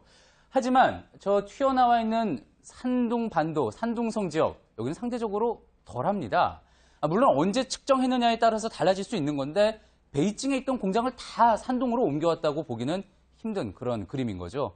우리 환경부에서도요, 이런 이야기가 계속 들어오니까 중국 환경과학원에 앞서의 글 내용이 사실인지 확인을 했는데 그랬더니 금시초문이다, 들어본 적 없다는 응답이 돌아왔다고 합니다. 네, 그러면 이런 얘기는 왜 나오는 겁니까? 좀 어떤 근거가 있었던 건가요? 예, 베이징의 대기오염 워낙에 악명이 높죠. 네. 그러다 보니까 실제 2013, 2017 청정 공기 행동 계획이라는 게 시정부 차원에서 수립된 바가 있습니다. 어떤 내용인지 보면은요, 석탄 소비량을 좀 줄이고, 그다음에 자동차 증가를 막고, 공장의 오염 배출량, 그리고 건설 현장에서의 먼지를 줄인다는 겁니다. 찾아보면은요, 공장을 산둥성으로 일괄 옮긴다는 내용은 전혀 없는데요. 다만 이제 밀집해 있던 공장들을, 베이징에 밀집해 있던 공장들을 바로 외곽인, 둘러싸고 있는 허베이성 쪽으로 옮기는 작업은 진행이 되고 있습니다. 한국무역협회 보고서를 보면은요, 600개 넘는 공장이 최근 그 이웃현으로 옮겼다고 돼 있습니다. 네, 그러면 지금 말씀하신 것처럼 그 산둥성으로까지 옮긴 건 아니더라도 이웃현에 옮긴 게 좀 우리나라와 가까워져서 안 좋은 영향을 미친 거 아닌가 이렇게 볼 수는 없는 겁니까? 예, 그런 생각해 볼 수 있는데요. 실제 보고서상에서 큰 공장이 옮긴 사례를 보면은요. 자, 지금 보시는 것처럼 저렇게 한국과 좀 가까운 탕산 같은 곳으로 간 경우도 있지만 한단이나 우한같이 오히려 더 한국에서 멀어진 경우도 있습니다. 자, 이로 인한 미세먼지 영향 종합적으로 어떻게 판단할 수 있을까? 전문가에게 들어봤습니다. 우리한테 오는 영향이야 거의 똑같겠죠. 어떤 위치만 옮긴 거고 결과적으로 그 자체가 없어진 건 아니니까 베이징이나 이런 데는 좀 공기가 좋아지겠죠. 기류가 늘 똑같지는 않으니까 미세하게 좀 안 좋을 수는 있지만 뭐 그렇게 큰 그건 없겠죠. 예, 물론 한국에 미칠 영향은 앞으로 더 면밀하게 봐야 됩니다. 하지만 이제 일단 루머에서 나왔던 것처럼 공장들이 한반도 근처로 집중 배치돼서 예전보다 미세먼지를 더 쏟아내고 있는 상황은 아니라고 볼 수 있는 겁니다. 네, 그런데 사실 우리 뉴스에서도 늘 전해드렸듯이 올해 들어서 우리나라 미세먼지가 좀 더 심각한 것 같다 이런 말씀들을 많이 하시잖아요. 예. 그래서 좀 이런 얘기들이 설득력이 있는 건 아닌지 어떻습니까? 예, 그렇게 볼 수 있습니다. 그런데 실제 그렇다면은 중국에서 넘어오는 미세먼지 양이 올해 들어서 유독 폭증했는지 이것도 따져봐야 될 텐데요.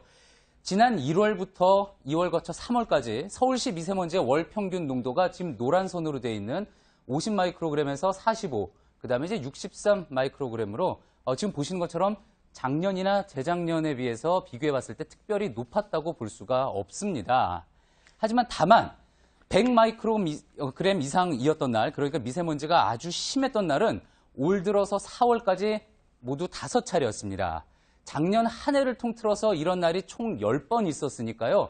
올해 4월까지 5번이라는 거 좀 잦았다고 볼 수가 있겠죠. 네. 다시 말해 총량으로 봤을 때 올 들어 유독 미세먼지가 증가한 건 아니지만 아주 심한 날이 자주 있었기 때문에 올 들어서 미세먼지가 더 심각해졌다 이렇게 느낄 수 있는 겁니다. 네, 물론 이런 거는 환경부에서 제공한 수치가 정확하다는 가정하에 지금 말씀하시는 맞습니다. 거죠. 예. 네, 그러면 사실 앞서 말씀드린 이런 루머들이 그럼 사실이 아니라고 볼 수 있는 겁니까? 예, 중국이 의도적으로 한국과 가까운 곳에 공장을 배치했느냐 그 부분에 있어서는 아니라고 볼 수 있는데 다만 그 부분만, 그 루머만 사실이 아니라는 거지 중국에서 넘어오고 있는 미세먼지 분명 여전히 많습니다. 그리고 또 지금 보시는 것처럼 지금 동아시아 지역에 정말 빨갛게 한국을 포함한 동아시아 지역에 빨갛게 미세먼지가 집중되어 있는 심각한 상태라는 것, 다른 나라에 비해서 엄청난 심각한 상태라는 거 알 수 있죠. 지난주에 미세먼지 해결하겠다면서 열기로 했던 정부 회의는 각 부처 의견차가 커서 취소가 됐고요. 또 지금 관련 대책이라고는 고등어 실내에서 굽지 마라, 경유차 타지 마라 이런 이야기만 나오고 있습니다.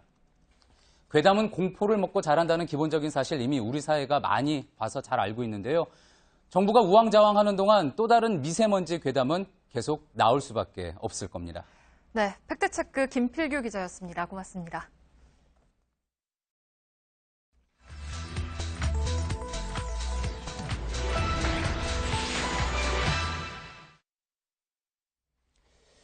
예, 팩트체크 시간인데요. 건강한 사람은 미세먼지를 그리 걱정하지 않아도 된다. 세계보건기구에서 미세먼지를 발암물질이라고 주장한다고 해서 가치 부여를 할 필요는 없다. 커피도 발암물질이라고 했다가 아닌 걸로 됐다. 이게 누가 한 얘기일까요? 어제 이 얘기가 상당히 논란이 됐는데 발언의 주인공은 다른 사람도 아니고 바로 윤성규 환경부 장관이었습니다. 미세먼지 대책을 만드는 주무부처 장관이 이게 별로 위험한 게 아니다라고 얘기했다면 듣는 사람은 상당히 혼란스러울 수밖에 없죠. 정말 그런 건지 오늘 팩트체크에서 자세히 짚어드리겠습니다. 김필규 기자가 나와 있습니다.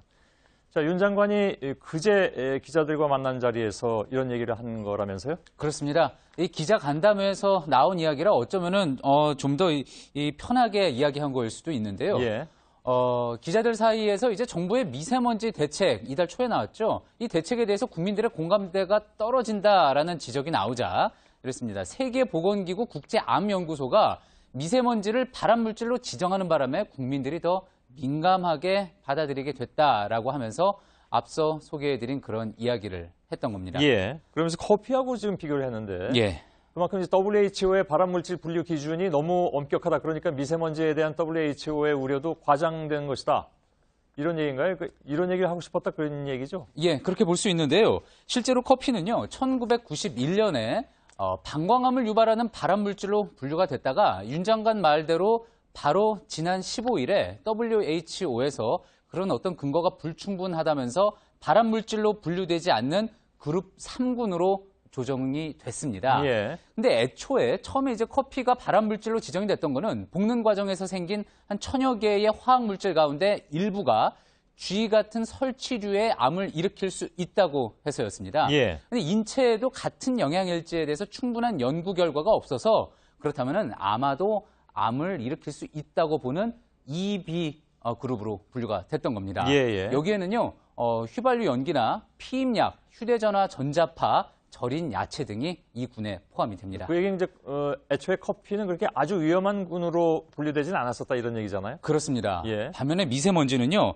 각종 암과 심혈관 질환, 또 그리고 호흡기 질환을 일으켜서 생명에 직접 영향을 줄 수 있다는 연구 결과가 쏟아져 나오면서요, 2013년에 보시는 것처럼 가장 위험한 1군 발암물질로 지정이 됐습니다. 예. 여기에는요, 포름알데히드나 성면, 담배 연기 등이 포함이 되니까요, 커피와는 차원이 다른 발암물질이라고 봐야겠습니다. 일단 비교 대상이 뭐 부적절했던 것은 맞는 것 같습니다. 그런데 윤석열 장관이 또 한 얘기 중에 일부 의사들의 입장이라고 전하면서 건강한 사람은 미세먼지를 걱정하지 않아도 된다 이렇게 얘기했잖아요. 예, 그렇습니다. 예. 그동안 이제 미세먼지는 뭐 메르스 같은 질병이 아니기 때문에 특별한 어떤 증상이 없이 갑자기 사망하는 일은 드물다. 그래서 대다수 국민은 너무 당황할 필요가 없다라는 의사 의견이 매체를 통해서 종종 나오기는 했습니다. 실제 미세먼지는요, 노약자나 원래 병이 있던 사람들에게 더 치명적이고 이들이 이제 미세먼지에 취약한 거는 사실인데요.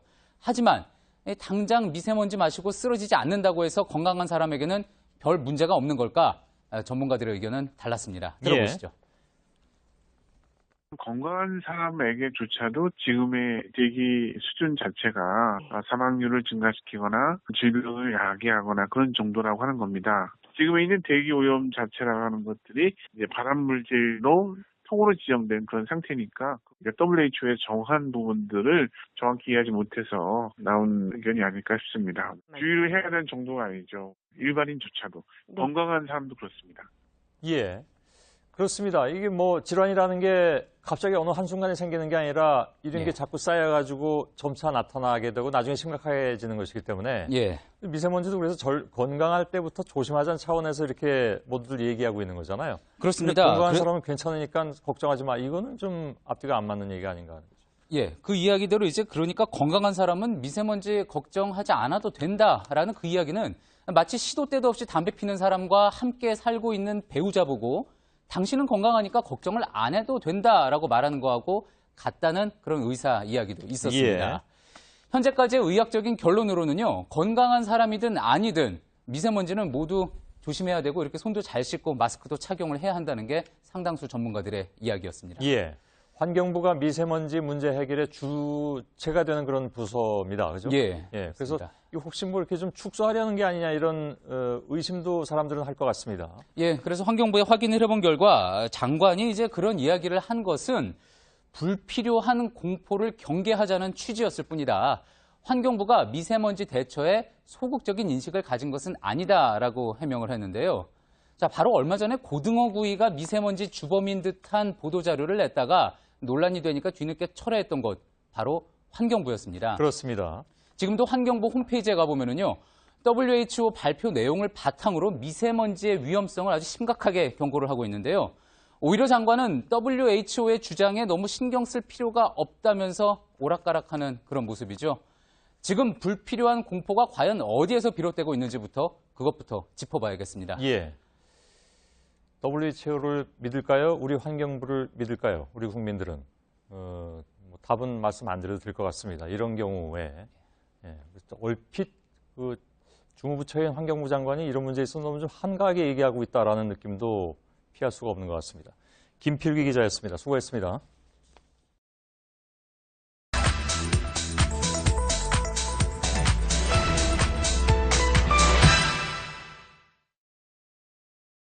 미세먼지 농도는 매우 나쁨 수준. 미세먼지 농도가 주의 수준까지. 요 며칠 하늘을 뒤덮은 미세먼지 때문에 전국적으로 미세먼지 농도가 나쁨 수준으로 올라갔습니다. 예. 4명의 뉴스룸 앵커가 하나같이 미세먼지를 얘기하고 있네요. 이렇게 저희도 요즘 뉴스에서 굉장히 자주 이 문제를 다루고 있습니다. 바로 이 미세먼지 문제, 그중에서 사실 더 문제가 되는 건 초미세먼지니까 미세먼지보다도 4분의 1밖에 되지 않아서 안 보이는 먼지죠. 그러니까 어떤 때 보면 아주 쾌청하고 맑은 날씨인데도 초미세먼지 농도는 굉장히 높게 나올 때가 있으니까요.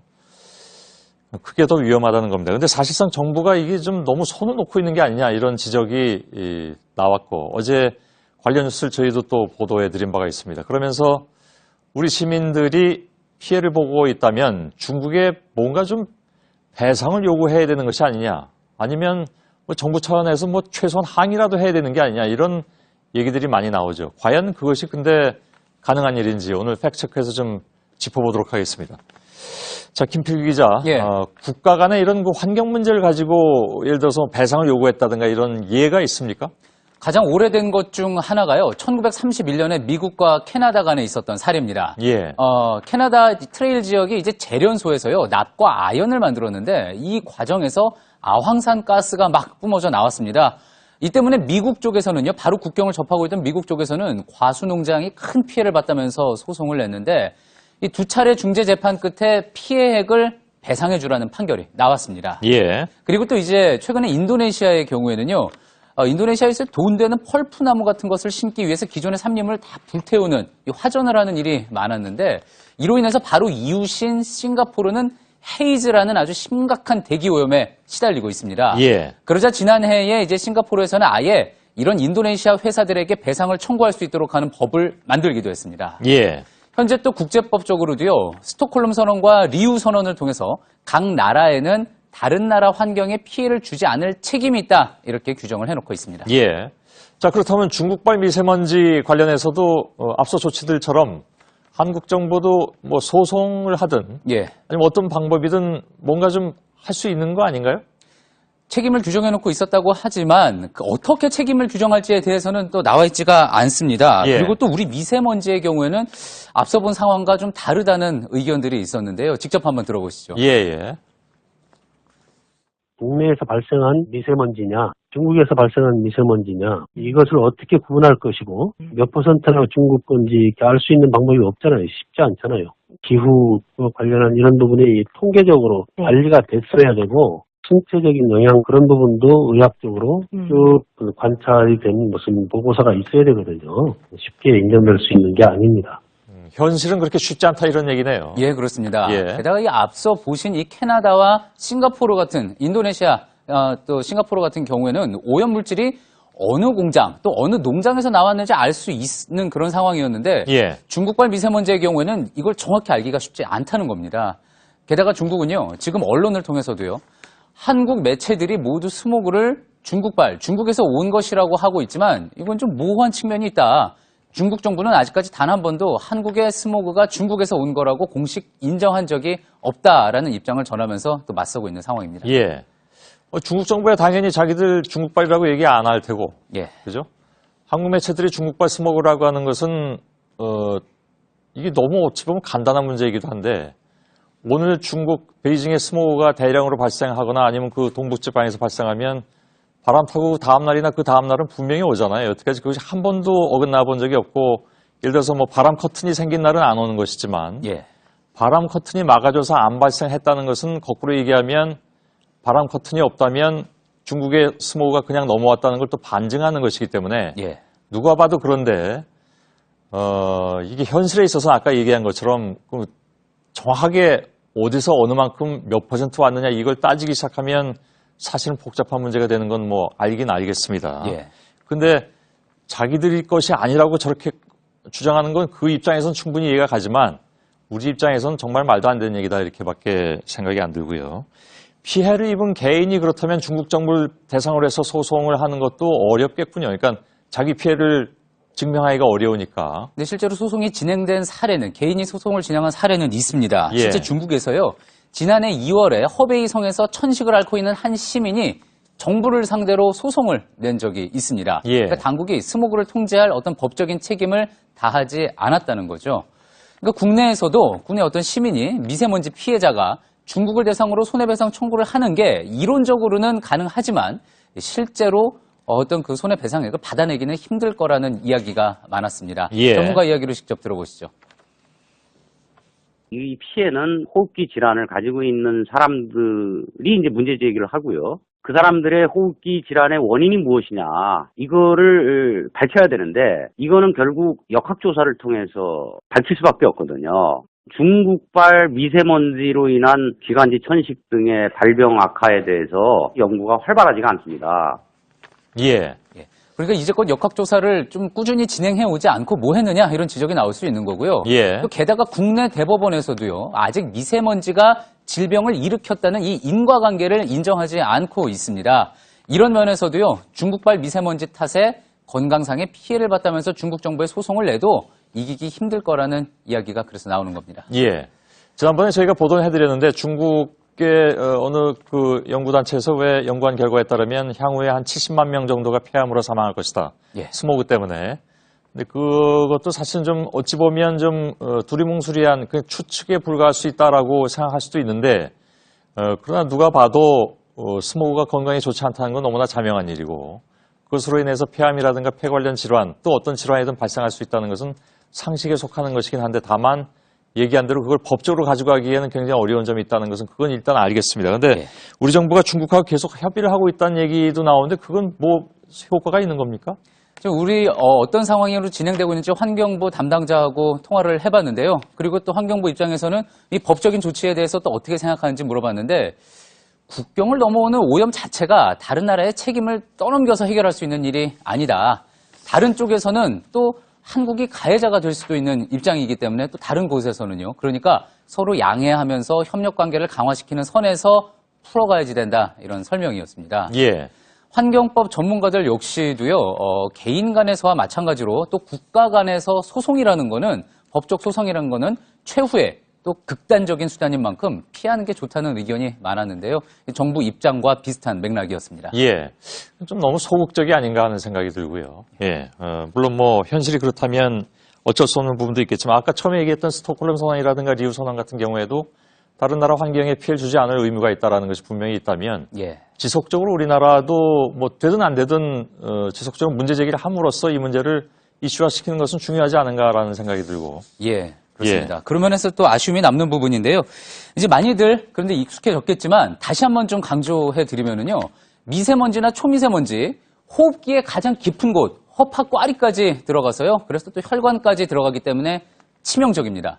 많이 노출되면은요. 폐암 발생 위험이 높아진다는 외국 연구 결과가 있고요. 예. 또 기형아 출산 확률이 높아지고 치매, 동맥경화도 유발할 수 있다는 게 모두 연구 결과로 나와 있습니다. 아직 조사가 지금 진행 중이다. 중국과 공동 대책을 마련하고 있다는 이야기만 계속 들리고 있는데요. 그 결과가 정말 나올 때쯤이면 이미 너무 늦는 건 아닌지 불안감 역시 커질 수밖에 없는 상황입니다. 예. 미세먼지 마스크를 많이 쓰자고 하는데 사실 그게 어느 정도 효과가 있는지 모르겠으나 우리도 너무 또 안 쓰는 경향도 사실 또 있습니다. 그러니까 미세먼지 자욱한데 특히 아이들 데리고 나와서 이렇게 하루 종일 바깥에서 노시는 가족들도 가끔 보거든요. 그때마다 좀 사실은 좀 가슴이 철렁철렁하곤 하는데 우리도 좀 더 거기에 경각심을 가져야 되지 않을까 하는 생각이 드는군요. 예. 김필규 기자였습니다. 수고했습니다.